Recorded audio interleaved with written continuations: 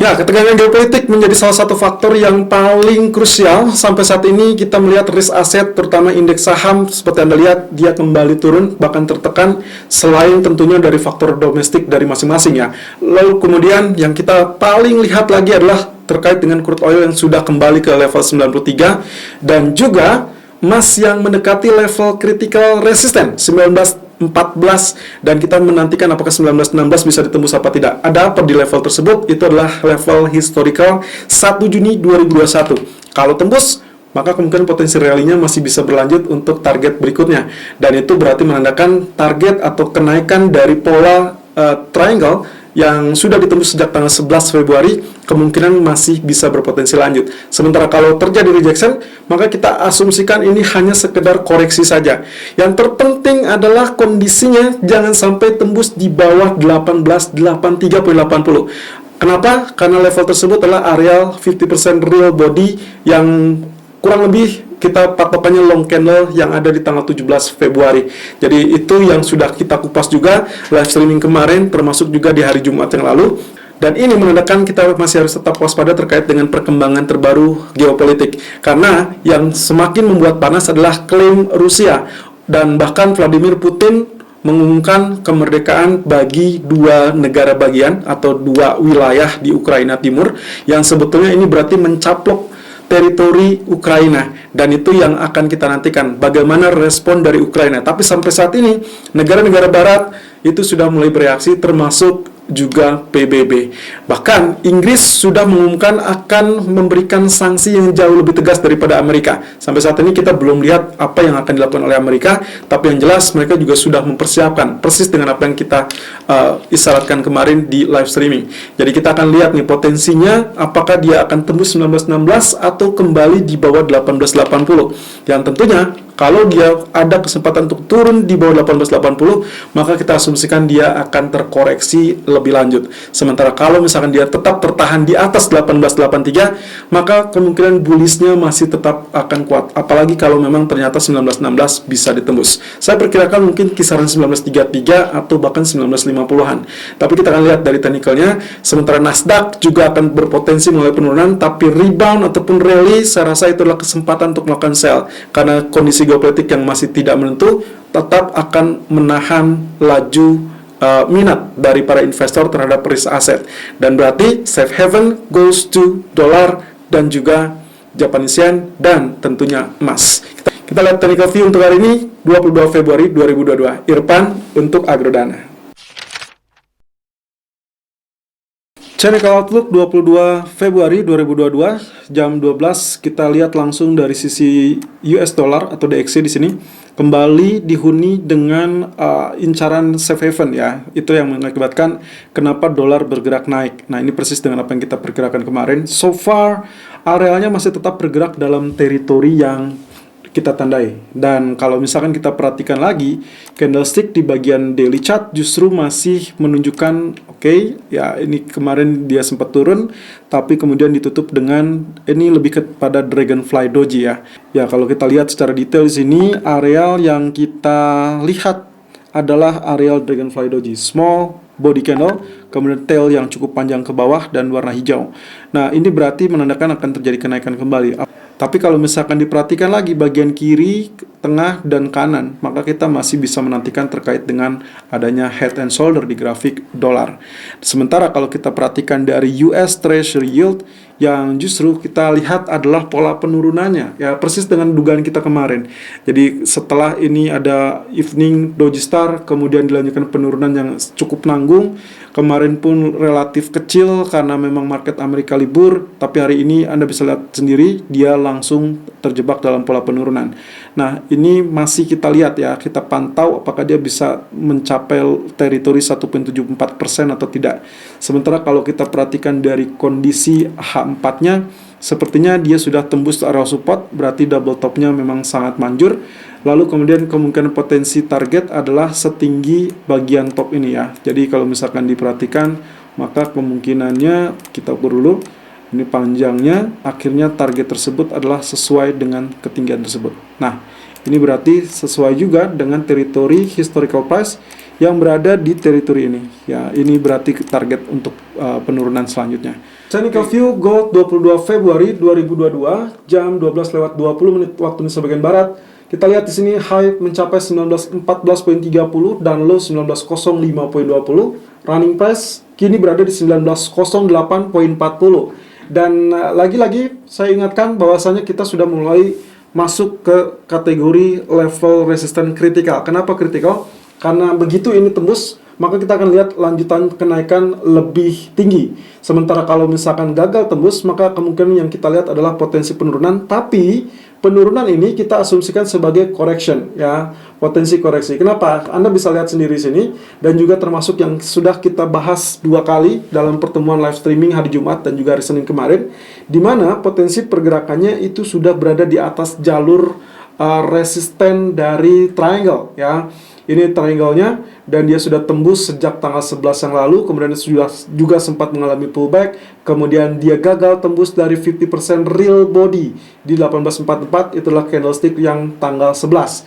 Nah, kemarin kita juga sempat kupas di live streaming hari Senin, bahwasanya selama penurunan itu tidak tembus level 50% real body dari candlestick tanggal 17 Februari, dan kita hitung di situ berada di area 1883 ya, poin 80. Oke, jadi saya tanda di sini.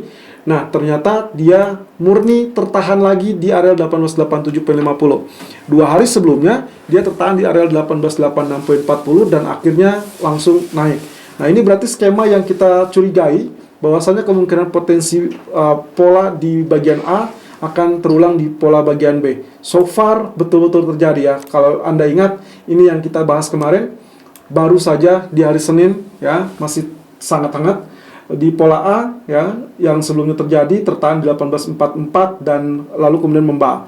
Sementara yang kemarin kita perkirakan selama dia tidak tembus 1883.80, maka tren masih tetap bullish, dan terbukti dia langsung lanjut ke 1914, walaupun yang kita harus waspadai adalah teritori ini ya. Jadi kalau misalkan sekarang berada di area resisten 1908, 1916, ini merupakan resisten kuat, yang artinya mungkin saja rejection bisa terjadi. Tapi selama misalkan katakanlah koreksi ini masih cukup normal, selama lagi-lagi kita tidak melihat ada penurunan di bawah 1883, maka kemungkinan potensinya tetap akan diasumsikan bullish. Sehingga penurunan saat dia terjadi rejection itu hanya diasumsikan sebagai correction. Oke, berarti yang Anda harus perhatikan adalah jika tembus di atas 1916, rally berpotensi lanjut ke target berikutnya, yang kita sudah lihat next potensialnya adalah 1942, 1967. 1967 itu adalah 50% dari target triangle daily. Kenapa? Karena target daily-nya atau target dari triangle-nya sendiri sebetulnya masih cukup tinggi. Ya, masih cukup tinggi. Kita sudah sempat lihat arealnya kurang lebih berada di kategori atau di teritori 2074. Ini masih terlalu jauh, sehingga 50% yang memungkinkan adalah 1968. Nah, secara bertahap kita akan melihat prosesnya menuju ke arah sana, tapi tetap berhati-hati lebih dulu di teritori 1916.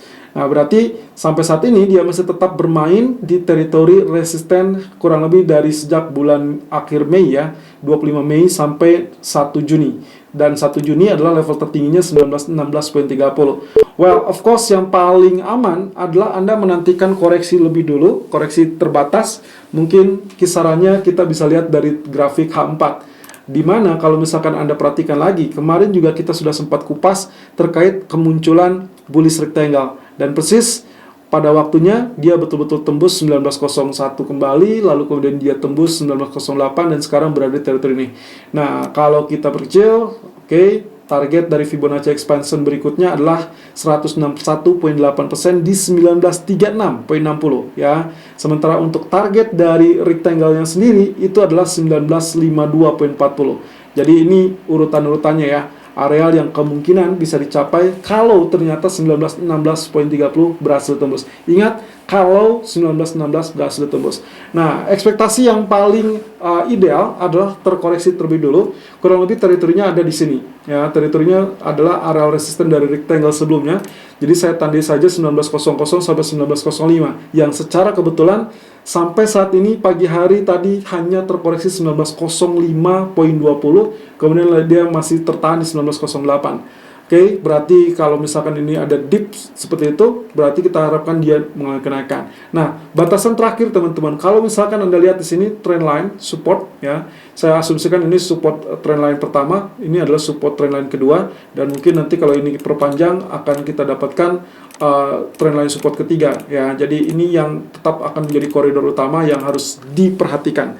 Artinya apa? Artinya pertama, kalau misalkan dia menyentuh level support ini, walaupun katakanlah dia merosot lebih rendah daripada areal buy kita, maka kemungkinan opsi keduanya Anda boleh mengincar areal buy di kisaran 1886 sampai 1890 lagi, persis dengan apa yang terjadi selama 2 hari terakhir. Tapi stop lossnya harus berada di bawahnya. Nah, kemudian tahapan berikutnya, kalau ini tembus kan berarti dia akan ada perubahan tren secara jangka pendek. Yang berarti juga kita akan mengandalkan teritori support trend line kedua yang ada di kisaran 1865, 1867. Nah, ini yang kemungkinan akan terjadi. Sementara kalau finalnya saat dia tembus di bawah 1865, itu dia akan langsung terjun sampai zona 1827, 1833 ya.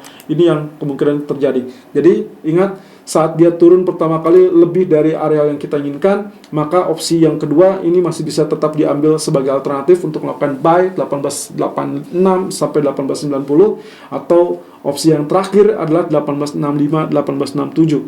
Tapi saat dia tembus di bawah 1865, maka itu adalah saatnya kita melihat dia sebagai pola penurunan, karena kemungkinan dikhawatirkan akan mencapai support trendline ketiga yang cukup jauh di kisaran 1827, 1833. Sehingga kalau kita perhatikan di grafik H1-nya, ini juga masih tetap sama, dan suggestion kami masih tetap berlaku untuk sampai saat ini ya. Jadi kita masih tetap lakukan atau andalkan areal buy di kisaran 1900 sampai 1905. Berarti ambil saja teritorinya kisaran 1902, 1904 ya. Atau mau diambil di 05 pun tidak apa-apa. Atau alternatif berikutnya, kalau misalkan dia berhasil tembus 1918, Anda boleh follow buy teman-teman. Atau ya let's say 1916, karena itu adalah area high dari bulan Juni 2021, tepatnya tanggal 1 Juni, maka follow buy-nya saat dia tembus 1918 ya. Nah, sementara untuk yang normal, buy on dip 1902, 1904, target pertama 1910, target kedua adalah 1916.50. Nah, untuk berikutnya kita juga sempat membahas terkait dengan Nasdaq ya. Kita lihat di sini Nasdaq juga turun. Nasdaq turun. Kalau Anda ingat kemarin kita juga sempat kupas tentang Nasdaq, yaitu potensi kalau terjadi kenaikan, anggapannya adalah resisten pertama, resisten kedua. Selama resisten pertamanya tidak ditembus, maka kemungkinan potensinya penurunan tetap ada, gitu kan. Nah, kita sudah juga tandai bahwa resisten pertama ataupun resisten kedua itulah areal wajib tembus kalau menginginkan atau mengharapkan strong rally. Apa yang terjadi? Kemungkinan potensinya justru dia sudah tertahan di resisten pertama dulu. Jadi kita tidak perlu melihat resisten kedua lagi. Walaupun tadinya kalau misalkan kita lihat dia rally di atas resisten 1, 14134, kita berharap nantinya ketemu benturan di resisten kedua. Dan itu sangat besar untuk terjadi tekanan. Tapi ternyata 14134, lebih tepatnya high kemarin itu hanya mencapai 14154 ya. Jadi dia di area resisten 1 saja sudah langsung tertekan. Bahkan teritori yang kita tandai juga 13822 ini juga berhasil tembus ya. Support kritikal 13822 ini berhasil tembus. Ini berdasarkan historical pass di area ini sekarang berada di area 13700. Nah, target berikutnya gimana? Target berikutnya teman-teman tinggal kita gunakan saja. Kalau diperhatikan daily terlebih dulu ya. Daily-nya dia memang sudah dalam pola penurunan. Berarti kita anggap ini next-nya akan berada di teritori ini ya. Kemungkinan ini yang terjadi 13459. Oke, catat di situ. Lalu kemudian kita beralih kembali di grafik H4-nya. Nah, kalau di areal ini kita bisa menggunakan Fibonacci expansion, atau mungkin karena kita cari untuk pullback-nya, Anda bisa tarik sebagai teritori retracement di areal ini. Nah, kalau di sini kita bisa dapatkan teritori yang memungkinkan untuk pullback adalah 38.2%. Itu di kisaran berapa? Oke, ini berarti sama di 13.800-an ya. Ya, betul. 13.799 atau 800-an itu adalah teritori sell kita. Indikasi lain, kalau misalkan kita ingin tahu target berikutnya untuk pola penurunan, Anda bisa gunakan Fibonacci expansion dari titik A-nya di sini, ini B-nya di sini atau B-nya di sini ya. Ini B-nya, ini C-nya ya, karena yang kita ambil adalah swing terakhir. Oke, berarti saya ambil Fibonacci expansion, saya ambil dari puncaknya di sini ya, kemudian ini titik B, dan akhirnya titik C-nya akan berada di sini. Oke, berarti dia sudah mencapai FE 61.8%, which is good. Lalu kemudian kita perhatikan pullback-nya, berarti kita harapkan tadi ya 13.800-an, dia terhan, kemudian dia meluncur ke 100%-nya di 13.300. Nah, kita lihat space untuk hari ini, suggestion-nya adalah melakukan sell di 750 ataupun 760. Jadi, it's okay, mau di 800 ataupun 750, itu masih cukup oke ya, karena trennya secara tren dia masih tetap berpotensi mengalami penurunan. Nah, sampai saat ini low-nya sudah di 579. Jadi kita anggap pullback lagi, siap-siap sell lagi karena tekanan geopolitik yang masih tetap membuat risk aset kecenderungan mengalami kekhawatiran. Nah, terakhir kita bahas dari crude oil. Crude oil-nya sudah sempat mengalami penurunan sampai level 89.04, tapi ternyata dia rebound dan ditutup di 92.78. Ingat yang kemarin saya sampaikan, kurang lebih kita sudah punya catatannya, bahwasanya kalau sampai 92.63 itu gagal ditembus, hati-hati dengan head and shoulder. Apa yang terjadi?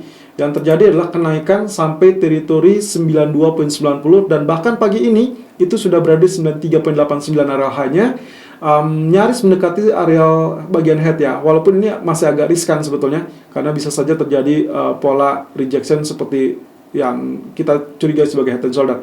Tapi it's okay, yang terpenting adalah teritori untuk saat ini dia low-nya di 92.20. Sementara ekspektasi kita untuk hari ini adalah melakukan buy di kisaran 9205 atau 92.20 dengan targetnya 9280 atau 93.50 ya, dan stop loss di 91.40. Ini persis ya dengan kemarin yang kita tandai, ternyata dia memang tertahan di area historical price 8889. Kalau kita perhatikan di grafik H4-nya, nah ini teritorinya, bedanya cuman di sini ya. Bagian ini saya ambil titik keduanya di sini. Kalau misalkan mau disamakan dengan gambar, nah seperti ini. Jadi teritorinya dua trend line itu langsung ditembus, dan itu berarti menandakan sangat kuat ke atas. Selalu gunakan stop loss dan risk management sesuai dengan equity dan strategi trading Anda. Irfan untuk Agrodana.